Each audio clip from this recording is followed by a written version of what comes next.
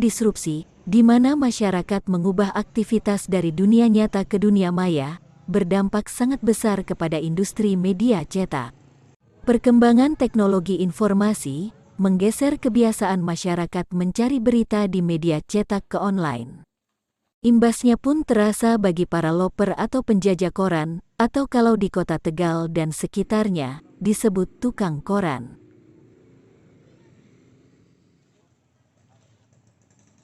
Rasdi, salah satu tukang koran di kota Tegal ini, merasakan hal tersebut. Pria ini yang telah menggeluti profesinya sebagai tukang koran sejak tahun 1976.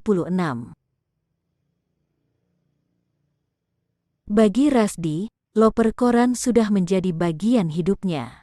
Dari tukang koran ini, Rasdi mampu mencukupi kebutuhan keluarganya, termasuk membangun sebuah rumah. Bahkan, mampu menyekolahkan anaknya hingga menjadi seorang perwira di TNI Angkatan Laut. Namun terlepas dari semua itu, pria inilah yang ternyata menjadi perintis loper koran di kota Tegal. Rasdi menjadi loper koran yang pertama ada di kota Tegal.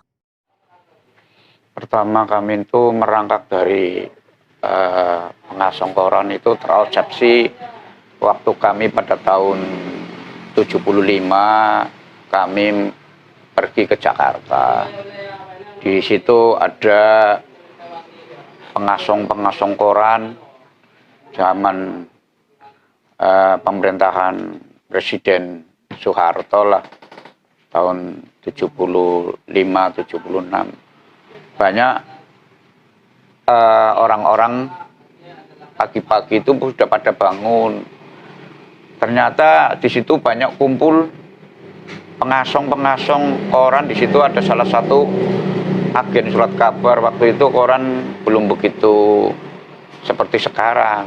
Jadi cuma identik koran-koran nasional, koran politik, koran daerah. Nah, pada saat itu kami punya pikiran bisa menjadi suatu lahan atau ladang usaha dalam bidang urusan bisnis surat kabar. Nah, kami punya ide bagaimana kalau saya besok pulang di Tegal, saya kepengin ada pengasong koran atau loper. Nah, disitulah saya mulai punya pemikiran. Pertama awal saya waktu itu masih sekolah. Kami sekolah sambil jualan. Nah, di situ saya mulai berangkat. Waktu itu saya di Terminal Bis Tegal, masih yang lama yang sekarang menjadi Pacific Mall. Nah, di situ saya mulai berjalan karir jadi pengasong koran, yaitu tahun 76. Pertama ada koran dan saya pegang itu koran-koran daerah, baru ada 3 macam yang kami pegang, yaitu Suara Merdeka, Kompas, Berita Buana.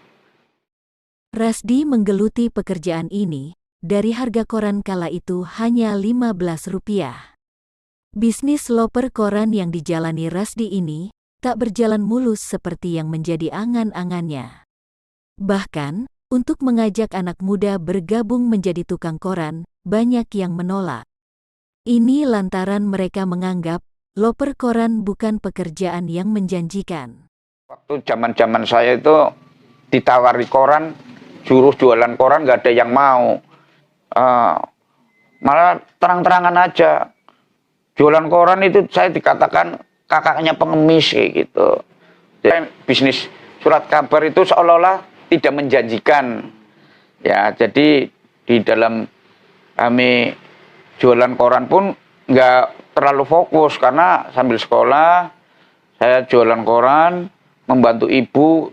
Kalau pagi saya jualan asongan, tapi bukan asongan koran, asongan kue. Dari di situ saya ketemu teman agen loper, yaitu Bapak Sukirman yang waktu itu masih nginduk pada almarhum Bapak Aisyfuddin. Di situ Tegal itu waktu ada belum ada sampai seperti sekarang. Baru ada agen koran itu cuma 2, Pak Saifuddin dan Lim Wisyang. Nah, saya buka konter di yang sekarang itu di McD, depannya persis Pacific Mall, tepatnya itu di bawah jembatan penyeberangan. Di situ saya beroperasi dari pagi jam 5 pagi sampai jam 6 sore. Dengan adanya pembagian koran itu datangnya mulai pagi, Suara Merdeka, habis subuh itu koran saya langsung duluan dengan koran. Kadang saya duluan, kadang koran duluan yang sudah datang. Karena apa? Koran itu ditaruh di jalan bebas. Waktu itu banyak orang sudah mengenal bahwa koran itu menjanjikan, khawatir korannya itu hilang. Sehingga saya pagi-pagi itu saya harus sudah bangun ngater koran sendiri. Saya belum punya loper pengasong untuk pelanggan. Saya banyaknya eceran waktu itu, main di eceran. Usaha loper koran yang digeluti Rasdi ini dari tahun ke tahun semakin berkembang. Tak hanya menangani eceran, tetapi berkembang menjadi agen dan melebarkan wilayah usahanya. Dengan jalannya waktu lagi, kantor Suara Merdeka datang sebuah perwakilan. Pada tahun 88 waktu itu di kantor perwakilan Suara Merdeka itu di Martoloyo. Disitulah saya kesempatan baik, saya bergabung dengan Suara Merdeka dengan oplah yang pertama 100 eksemplar. Karena saya sudah mempunyai pengasong waktu itu baru 10. Pria yang tinggal di Jalan Nanas, Kota Tegal ini bahkan mampu mempunyai puluhan loper koran. Media cetak yang dijualnya pun mencapai puluhan jenis, mulai dari koran harian, tabloid hingga majalah. Waktu itu saya juga dituntut oleh perwakilan Suara Merdeka. Pak Rasdi itu kalau pengen korannya tambah besar, jangan menangani cuma eceran, coba menangani langganan. Nah, di situ saya kebetulan banyak agen-agen yang tumbang karena tidak tahu persis sepak terjangnya untuk menjadi agen koran. Nah, saya diiming-imingi waktu itu kepala perwakilan Suara Merdeka itu waktu yang pertama yang di Tegal itu. Saya tertarik juga, akhirnya saya membeli agen. Karena agen itu punya masalah, tidak bisa menutupi setoran koran, sehingga agen itu dilimpahkan kepada saya, khususnya di Mejasem. Di situ saya kiprah, saya punya loper lagi suruh ditaruh di Mejasem. Dengan bagaimana cara saya bisa berkembang untuk eceran, saya membuat pos-pos atau kayak semacam counter-counter lah kalau sekarang, yaitu untuk wilayah Brebes ke barat, untuk daerah Tegal sampai ke Slawi, dari Tegal ke timur sampai ke Pemalang, sehingga saya banyak kenalan agen-agen yang waktu itu minta kerjasama. Dengan kerja kerasnya ini, di tahun 90-an usaha Rasdi mengalami kejayaan. Oplah korannya mencapai 800 eksemplar per hari. Bahkan, tercatat sebagai agen koran dengan oplah terbesar di wilayah Tegal dan sekitarnya. Di kota Tegal, keagenan, saya ranking 1. Padahal saya gelombang ketiga. Saya dipanggil, itu diberitahu, itu Pak Rasdi datangnya pagi-pagi, karena di situ ada semacam piagam. Piagam apa, Pak? Ya udah, tahu sendiri aja. Walaupun cuma sepucuk kertas ya, tapi untuk pernyataan atau bisa untuk buat cerita saya bahwa ini saya tidak ngaku-ngaku bahwa wah, ini Pak Rasdi jadi agen begini, tahun begini. Ini loh buktinya. Nah, sampai sekarang saya di Bigora di rumah untuk cerita kepada anak-anak cucu saya bahwa oplah tertinggi juga Dan saya dikatakan paling muda di Tegal yang mau menangani koran. Berkembangnya usaha membuat kehidupan Rasdi pun semakin mapan. Alasan ini yang mendorong orang tuanya agar Rasdi mengakhiri hidup lajangnya. Ia menikahi gadis asal Kelurahan Debong, Kota Tegal. Saya dulu tidak punya angan-angan atau cita-cita pengen menjadi agen koran. Saya sendiri pernah pengen membahagiakan orang tua saya. Saya masuk nyalon Tamtama waktu itu pada tahun 82 kalau nggak salah. Tapi di situ orang tua saya tidak berkenan. Kamu kalau memang segala sesuatu usaha itu aja wis, orangnya ditekuni. Akhirnya benar pas apa semboyannya Pak Budi Santoso itu teliti, setiti, ngati-hati. Akhirnya saya pegangi juga itu apa namanya untuk ternyata benar ibu saya. Akhirnya saya dinikahkan. Yang saya pengen masuk TNI kandas. Udah kamu di koran saja, kamu nikah. Saya waktu itu manggilnya Mak, saya kan masih muda, kok suruh nikah. Iya, saya lihat kamu sudah mampu untuk nikah karena hasil koran kamu cukup. Sedangkan waktu itu begitu saya hasil dari koran pertama saya memberikan uang kepada ibu saya. Dengan adanya saya bikin gubuk. Waktu itu saya pakai, zaman itu belum ada tembok, pakai gedek gitu loh, geribik bahasa Tegalnya. Bak air laut, usaha Rasdi pun mengalami pasang surut. Meski sudah berkembang ke agen koran, tetapi usahanya sempat terpuruk karena sakit. Namun berkat semangat dan tekadnya yang kuat, usaha Rasdi lambat laun bangkit. Karena uang untuk modal beli koran habis, karena saya sudah habis sakit itu. Nah, saya kenalan di situ ada mahasiswa UPS waktu itu. Kenalan, Mas, kok nggak jualan? Saya modalnya habis, Mas. Ini begini, ini saya cerita panjang lebar. Akhirnya anak-anak UPS, udah kayak gini aja. Saya punya modal, Bapak punya skill atau kekuatan, kemampuan untuk gimana kerjasama? Oke, saya mau.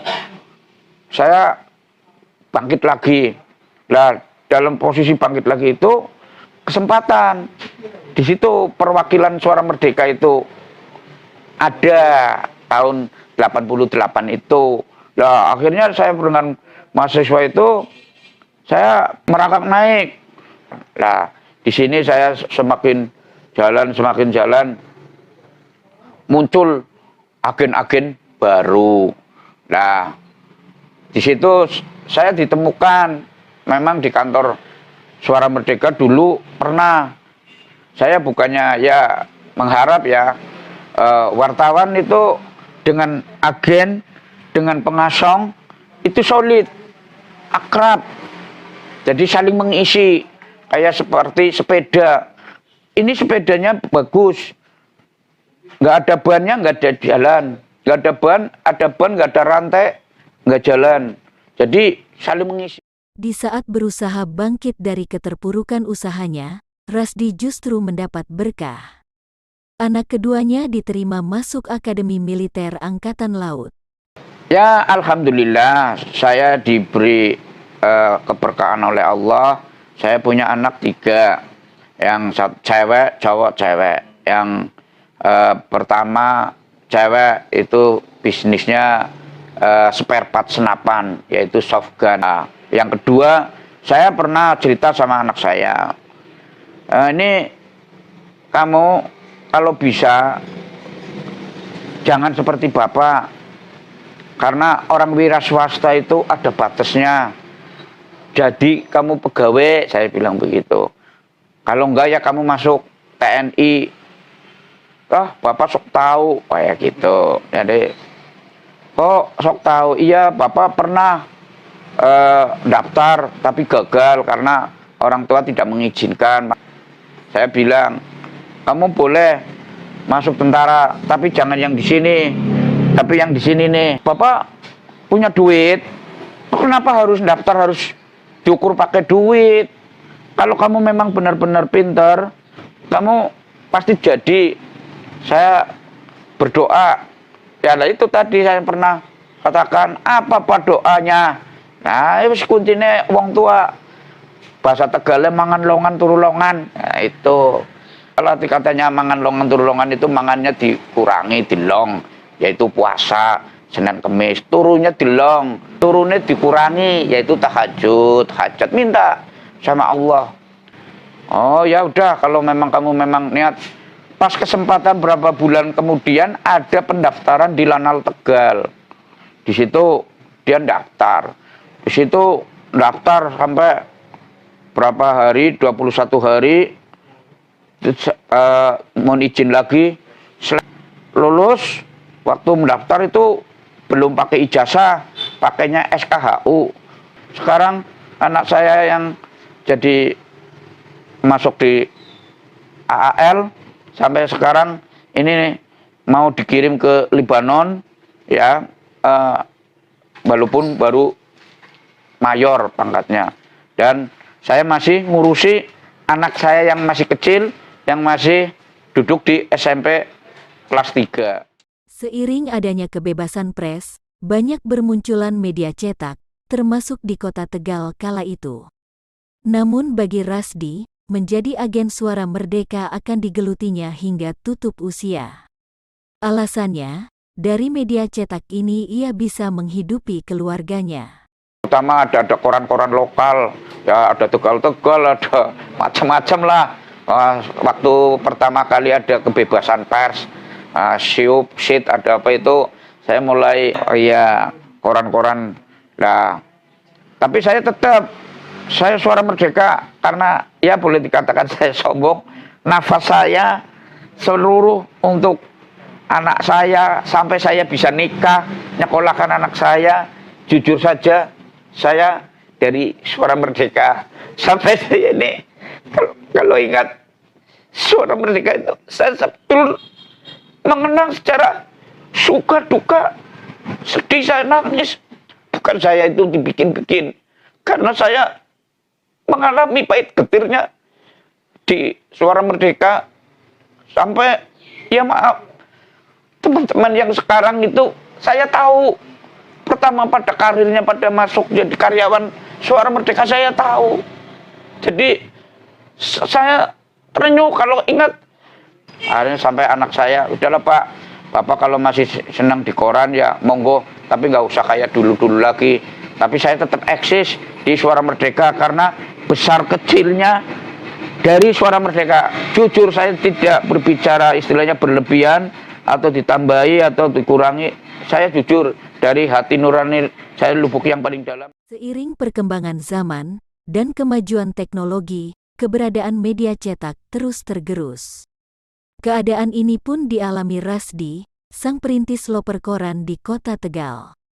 Sebetulnya media itu tidak akan mati walaupun digerus digerus dengan adanya media elektronik yang semakin canggih.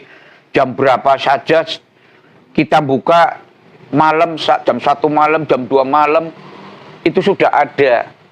Tapi kan itu di TV kan cuma sekilas, itu pun tidak orang semua akan menikmati berita. Paling banyaknya iklan atau semacam sinetron.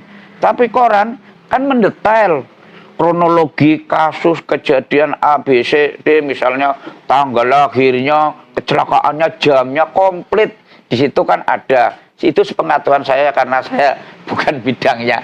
Kalau kita cerita lagi terpuruk, kami ya memang mengakui satu situasi ekonomi global sekarang ya, khususnya ya tahu sendiri keadaan yang macam-macam, ada COVID. Tapi dari koran pun ikut juga imbasnya. apalagi koran lokal ya, koran daerah, koran ibu kota pun sudah banyak yang pada gulung tikar. Jadi saya juga bingung kok ekonomi pemasaran koran minat baca itu sudah menurun pada kembali kepada khususnya itu HP, ke TV. Tapi kok koran Suara Merdeka masih eksis? Apa itu rahasianya lah? Kami ini juga masih tanya-tanya ini. Ya kok kenapa Suara Merdeka masih bertahan? Sampai saya dengar 1 lembar pun saya cetak. Itu yang saya istilahnya salut sekali. Nah ini saya sekarang masih menangani koran walaupun cuma segelintir untuk mengisi waktu dan kegiatan dan bisa ketemu dengan teman-teman, teman agen, teman wartawan, teman pengasong. Saya itu sampai sekarang masih nangani Suara Merdeka.